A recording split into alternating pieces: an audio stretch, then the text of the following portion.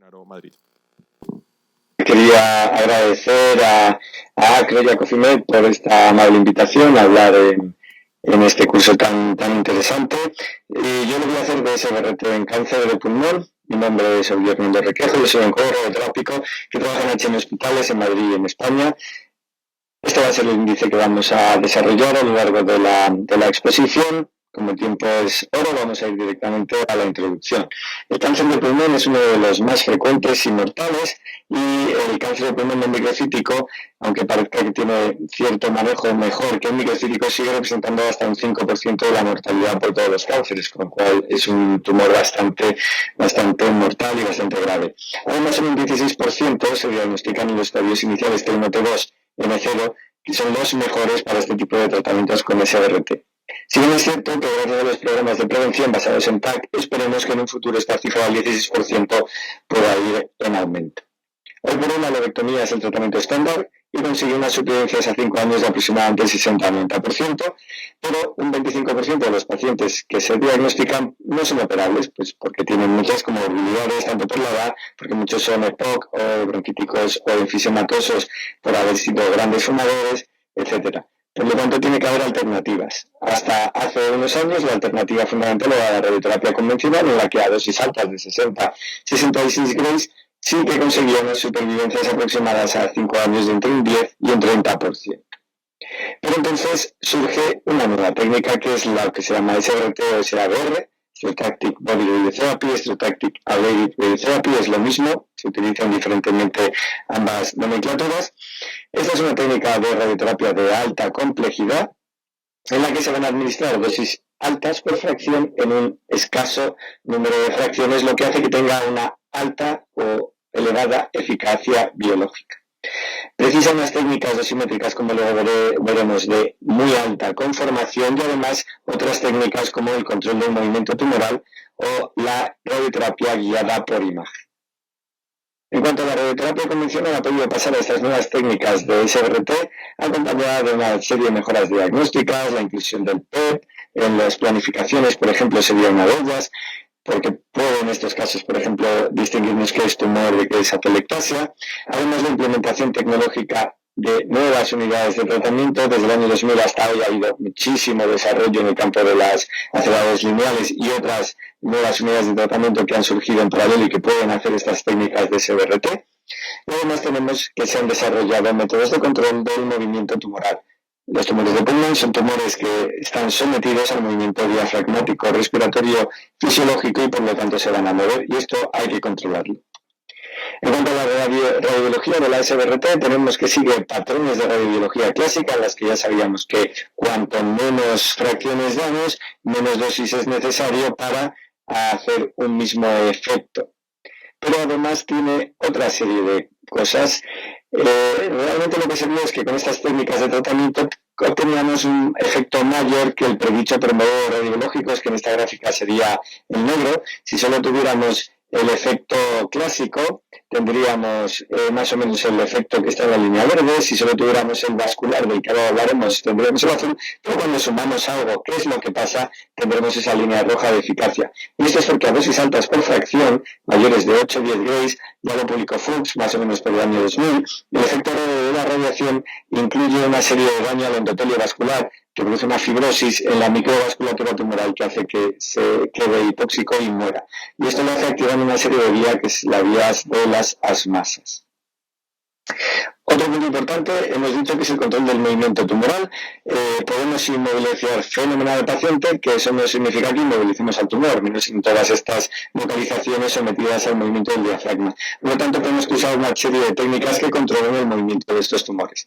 Hay dos grandes familias de técnicas, las técnicas restrictivas y las de compensación, donde estaría el gating y el tracking, que requieren de marcadores fiduciales.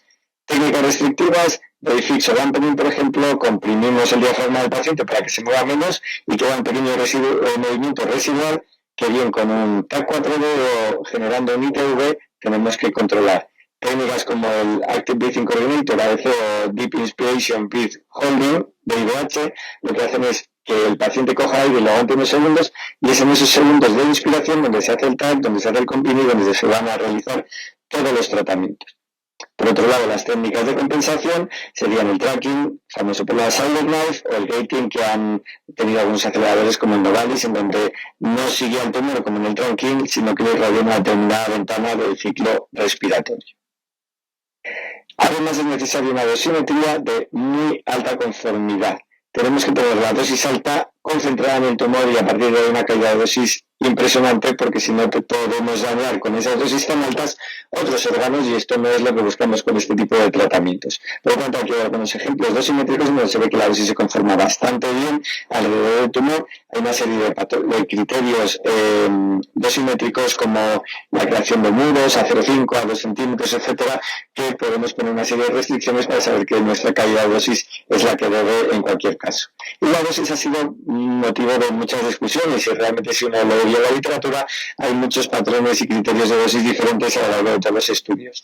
He puesto aquí un cuadro con los que son, a mi modo de entender, las dosis digamos más típicas o que más se han utilizado en la literatura para lesiones periféricas entre 54 y 60 Grays en 3 fracciones de 18-20 Grays, para las lesiones más periféricas pegadas a pared costal o lesiones centrales se han utilizado 4 o 5 fracciones de 12 Grays, también 50 Grays en 5 fracciones en lesiones centrales, 60 Grays en 8 fracciones también en lesiones centrales. Este es un esquema holandés que se ha utilizado bastante.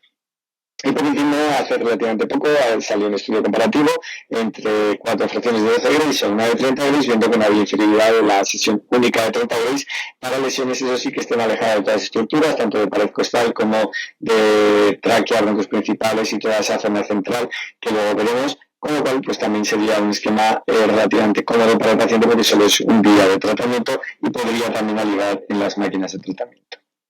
Hay que tener en cuenta que en los órganos de riesgo también hay ciertas variaciones, además de los órganos clásicos que tenemos aquí escritos en negro, aparecen otros órganos que por tratarse de dosis altas por fracción hay que proteger, fundamentalmente órganos en serio, como serían la tráquea, los bronquios, las costillas o la pared costal. También se ha visto que puede dar problemas, sobre todo de dolor, los grandes vasos para evitar creaciones de aneurismas y la piel para evitar la formación de pseudotumores inflamatorios. Todo esto, si lo tenemos bien controlado, la verdad es que son tratamientos con buenísima tolerancia y relativamente escasa toxicidad, al menos de grado alto, muy poquita. Por último, hemos estado diciendo en todo momento que son técnicas que administran dosis muy altas por fracción en pocas fracciones. No tenemos capacidad de fallo. Si no podemos fallar, tenemos que ver realmente en todo momento lo que estamos tratando. Para ver lo que estamos tratando necesitamos imagen guiada. Esa imagen guiada la podemos conseguir en el caso del dampening con Combin 4D, que ya existe, en el que además tenemos la ventaja de que vamos a ver cuál es ese movimiento residual del tumor en nuestra unidad de tratamiento. Podemos además activar, ver ese ITV que hemos creado y como vemos en la imagen, pues casa perfectamente si el dampening está bien hecho. Podríamos detectar algún error que podemos corregir.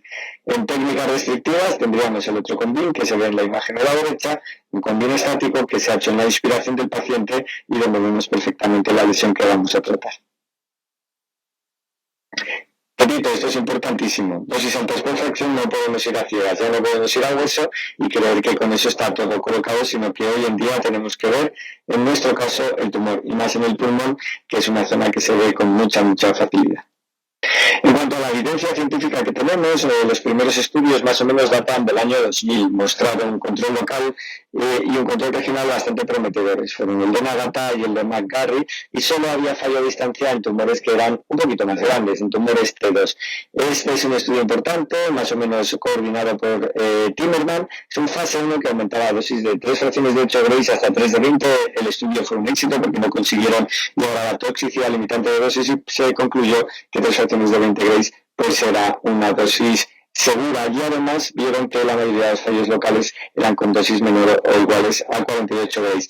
Bien es cierto que luego con las mejoras en los algoritmos de cálculo, esa dosis se bajó a 54, de 60 a 54 Grays, porque se podía corregir la heterogeneidad y ahora actualmente en la mayoría de los centros se usan 3 fracciones de 18 en vez de 20 Grays. La evidencia científica también nos viene de un estudio de la RTOG, también en el que Timmerman estuvo muy implicado, el 0236, fase 2 multicéntrico, en el que los tumores eran T1 y T2, sin ganglios, sin metástasis y todos con biopsia positiva. A estos tumores se les administraba 54 Gris ya en 3 fracciones y el control local a 3 años era muy elevado, del 97%, con una supervivencia a 3 años del 55,8%, que no está nada mal. Como evidencia científica tenemos muchísimos más estudios, al principio con menos pacientes, luego con más pacientes, una serie de dosis muy dispares entre los estudios. No quiero que vean la tabla, simplemente comentarles que en todos ellos el control local era bueno y la toxicidad era relativamente baja, por lo que esta técnica se ha ido imponiendo en el tiempo en todos los centros de oncología radioterápica. Un estudio que sí cabe la pena mencionar, no puedo mencionar todos por el tiempo escaso que tenemos, es un puro análisis que se hace de 2 estudios fase 3 que fracasaron por falta de reclutamiento, que son el STARS y el ROSEL. Ambos estudios lo que iban a comparar es SBRT versus cirugía, y en este puro análisis consiguen reunir 58 pacientes de los estudios, mediana seguimiento 40 meses para los que recibieron radioterapia, 35,4 para los que recibieron cirugía. Vemos que la supervivencia global fue mejor para el grupo que recibió SBRT de forma significativa, y no hubo ninguna diferencia en recurrencia local, en recurrencia regional o metástasis a distancia. Es decir, el control local fue muy bueno, con mejor supervivencia para los del brazo de SBRT, sin diferencia en recurrencia local, regional o a distancia realmente en los análisis estadísticos.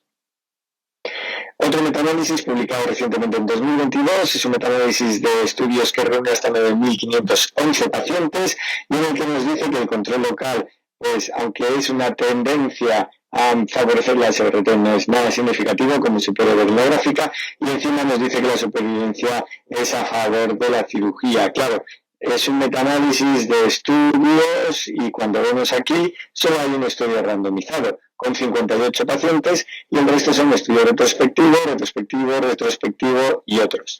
Entonces, ¿por qué tenemos esto? Porque lo más probable es que haya un sesgo de selección. Estudios no aleatorizados de épocas en los que la lobectomía seguía siendo el tratamiento estándar, solo aquellos pacientes no candidatos a lobectomía y por tanto con peor estado general y con más comorbilidades iban a SBRT, la supervivencia tiene que ser menor. El propio estudio no miente y nos dice esto en sus consideraciones finales. Con lo cual, puede ser un estudio interesante, pero está basado en una serie de estudios que parten de un sesgo importante, y al menos yo no lo tendría en cuenta como algo fundamental. Vamos a tener en la SBRT fundamentalmente una serie de situaciones especiales en las que nos podemos plantear si tenemos que tratar o no a los pacientes. Y son estas que tenemos aquí, fundamentalmente, aunque habría otras. Ausencia de histología, tumores centrales ultracentrales, estadio 3, no adyuvancia a una neumonectomía y en tumores microcíticos. En la ausencia de histología, siempre es recomendable tener histología, pero en este escenario muchos pacientes no van a tolerar una biopsia porque tienen un EPOC muy severo. Datos retrospectivos que tenemos que se han comparado pacientes con y sin histología no tienen diferencias en control local ni en supervivencia entre ambos grupos. Y entonces lo que tenemos es que incluso en nuestro perspectivo, con 62 pacientes sin histología, supervivencia global a 3 años y del 83,3 aumentando a 94 en aquellos que eran menores de 74 años. Es decir, se comportan igual los que tienen y no tienen histología, siempre que hayamos hecho, lógicamente, un diagnóstico radiológico fiable. ¿De acuerdo? En este estudio la tasa de recarga local era un 6%, regional del 4% y a distancia del 11%, como la mayoría de los pacientes que pueden tener histología. Y solo 8 pacientes tuvieron toxicidad grado 3, 4. Pasamos a otro escenario, que es el de tumores centrales o ultracentrales. Realmente hubo un miedo inicial por una serie de reportes de Timmerman en los que vio que sí que habían 6 pacientes toxicidad grado 5 cuando daban 3 fracciones de 20 Grays, en zonas muy pegadas, sobre todo a bronquios principales, se morían de perforación bronquial y sangrado, fundamentalmente. Esto se hizo que huyéramos un poco de la localización central, que se creara este hueco que tenemos en el dibujo, 2 centímetros alrededor de tráquea, carina y bronquio principal hasta la primera división de los bronquios lobales, y realmente pues hubo una polémica que esto era un factor de riesgo que no se podían tratar, pero realmente en el mismo estudio de Timmerman, a más seguimiento, Fakiris hace una actualización y esto ya no era algo significativo, con lo cual probablemente fue un miedo inicial en esos pasos iniciales de creación de la técnica. Posteriormente el estudio en el NRG-RPOG 0813 que es un fase 1-2 de escala de dosis, llegó con seguridad a 5 fracciones de 12 Gray, que era el límite previsto, con solo un 7% de toxicidad limitante de dosis, y estableció que esta dosis era segura para tumores centrales y tumores ultracentrales.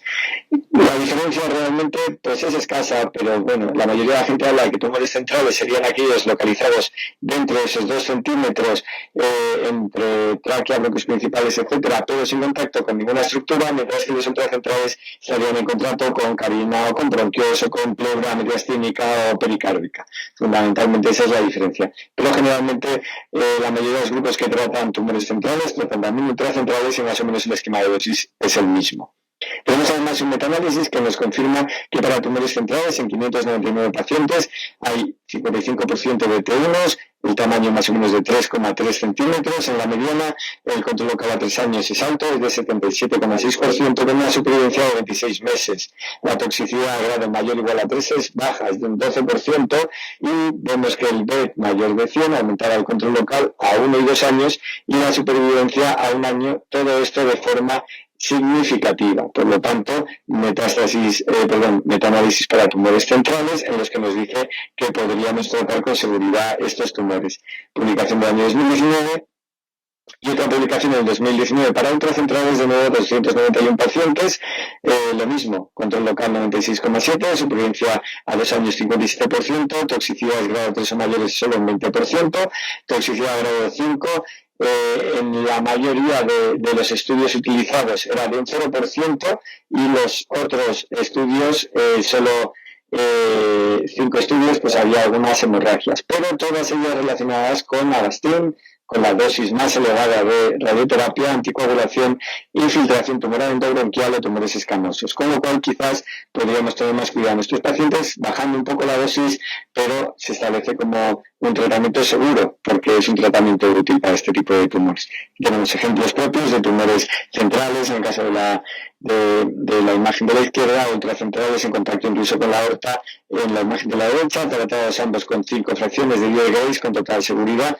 Nosotros es cierto que llevamos numerosos pacientes, tanto primarios como metástasis en estas localizaciones, y no hemos tenido ningún problema, pero también es cierto que el estudio de la RTOG tenía una serie de implicaciones en cuanto a que si el tumor y el PTV hacían un overlapping, eso se consideraba tumor, y es verdad que eso nosotros desde el principio consideramos órgano sano entero como órgano sano, y a partir de ahí poníamos la restricción de dosis, aunque tuviéramos que dosificar un poco. Pero es cierto que no hemos tenido ningún caso de toxicidad de grado 5 ni grado 4, con lo cual creo que es una táctica que se podría implementar con bastante seguridad. Tumores que estén en estadio 3, pues tenemos muy poquita evidencia. Hay un estudio en el que tenemos 134 pacientes con monoterapia como BUS tras radio y quimioterapia, se usaba esta SBRT, y había una variabilidad de dosis tremenda realmente, pero bueno, tenemos también otra serie de estudios en los que el número de pacientes incluidos es bajo, las dosis que se usan son muy variables, pero realmente, pues bueno, teníamos controles locales y supervivencia bastante prometedoras para realizar este tipo de técnicas. Pero repito, la evidencia hoy por hoy es escasa. No es una locura hacerlo en pacientes muy seleccionados, se puede hacer como boost a la radioterapia o como tratamiento en monoterapia, como tendríamos el último estudio de la tabla, el de Kong, pero bueno, es cierto que quizás si uno no tiene experiencia, habría que empezar a tratar primero estadios 1 y 2 para seguir por estadio 3. Este sería un ejemplo de un tumor y un ganglio tratados a la vez con SBRT, un estadio 3 por la presencia de ganglios, y tratado en este caso se dieron 50 Grays en 5 fracciones, de nuevo por la localización central, respetando siempre, por supuesto, bronquios, grandes vasos, etcétera, con las dosis de prescripción. También se ve la posibilidad de hacer una neoadyuvancia, una neumonectomía, intentando aumentar las tasas de resección R0. Aquí tenemos el estudio MISIL para tumores no microcíticos, un prospectivo fase 2, en el que conseguían un 60% de respuestas completas a las 10 semanas de la SBRT, control local de 100% a 2 años, y no alteraba la calidad de vida. La toxicidad además era comparable cuando hacíamos la neoadjuvancia de la cirugía sola, por lo tanto puede ser algo también prometedor. Y en el no microcítico el porcentaje tratado con SBRT está aumentando desde un 0,4 en 2004 hasta un 6% en 2013, y esta cifra sigue en aumento, pero no he encontrado ninguna estadística al respecto. Y en un estudio retrospectivo publicado recientemente con 76 pacientes mostró que solo 59% de ellos habían recibido quimioterapia por su estado general, mayor de 30% eran ECOG 2 y 3, y la supervivencia que consiguieron a 3 años fue un 96%, que no está nada mal para cómo venían los pacientes haciendo estos tratamientos de SBRT. Es verdad que las guías lo que nos dicen es, bueno, pues que tenemos que tener cuidado a quien se lo hacemos, fundamentalmente pacientes muy seleccionados en el comité, y bueno, que la verdad tenemos que tener cuidado también con la administración de quimioterapia a la vez, etcétera. En cuanto a combinación con tratamientos sistémicos, todo está en estudio. La quimioterapia se intentó para aumentar el control regional y a distancia, que es lo que no puede hacer la SBRT, y hay datos muy contradictorios en estudios todos y retrospectivos hasta la fecha, todos con muchos sesgos además de selección, y realmente hay una tendencia en estos estudios, lo que sería resumen, a pensar que la quimio puede ser efectiva en tumores grandes que sean mayores de 5 centímetros. En cuanto a la inmunoterapia, en fase 1 con atezolizumab y 50 gris en 5 fracciones mostró buena tolerancia, y hay otros ensayos en marcha ahora, tanto fase 1-2 como fase 3, y hay otros ensayos con dianas terapéuticas, Hetfitinib, con buena tolerancia, experiencias de 19 meses y control local de 83%. En cuanto a que los cambios radiológicos, estos son muy importantes, podemos tener distintos patrones, como ya definió en el año 2011 Palma, patrón de consolidación difusa, de consolidación parcheada, en cristal esmerilado o vidrio esmerilado, y un patrón más mixto. Todos ellos hay que conocerlos muy bien, hay que compararlos con nuestras dosimetrías para ver cuál es un poquito la evolución, porque esos cambios más agudos se pueden trasladar a estos cambios más crónicos, el modificado convencional, el tipo cicatriz, el tipo masa, que hay que conocerlos. Hay que conocerlos muy bien para diferenciar qué es una recidiva de qué es el control local real, y realmente pues lo que tendríamos para ver si es un alto riesgo es si realmente hay un crecimiento de la opacidad, si hay un crecimiento más allá de los 12 meses, sobre todo crecimientos en TAC consecutivos también deben alarmarnos, crecimiento craneocaudal de 5 milímetros o de un 20% también, porque no sería el más frecuente para los cambios post-tratamientos que son más coplanares, más en los mismos planos axiales, que los márgenes se abulten, que desaparezca el margen lineal o que desaparezca ese broncograma. Aquí tendríamos un ejemplo clínico nuestro de un paciente tratado con una reacción aguda y un patrón final tipo cicatriz bastante escaso que no le dio ningún problema. Como conclusión, realmente la SBRT en estadios precoces se ha establecido como un tratamiento que es seguro, que es eficaz y se ha convertido en un tratamiento estándar hoy por hoy.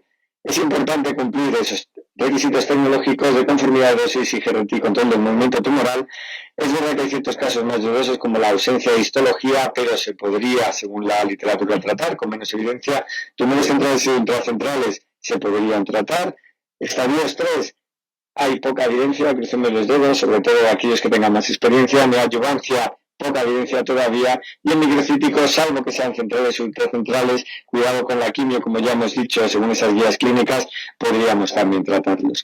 En muy poquito, además, veremos que el estudio de los veteranos, el estudio de Stablemates y este otro estudio, que lo que vamos a ver en el Positil, lo que se comparan en todos ellos es cirugía versus SBRT, y yo espero que nos den un poquito más de resultados que nos pueda hacer que nuestro tratamiento sea de verdad un estándar en primera línea. Y con esto acabo. Muchísimas gracias de nuevo a la organización por la invitación, y siento no poder estar allí, que estamos también en nuestro Congreso Nacional en España. Gracias.